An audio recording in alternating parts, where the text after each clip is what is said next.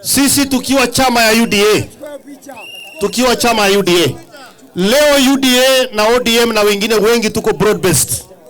Mimi pia nataka nisimame hapa nikiwa mwanzilishi wa UDA na watu wengi na kina Susan Kiiga na kina Samburu na wengine wao, ya kwamba sisi kama UDA na ODM na broad based tunajua penye tumetoka, tunajua penye tunaenda.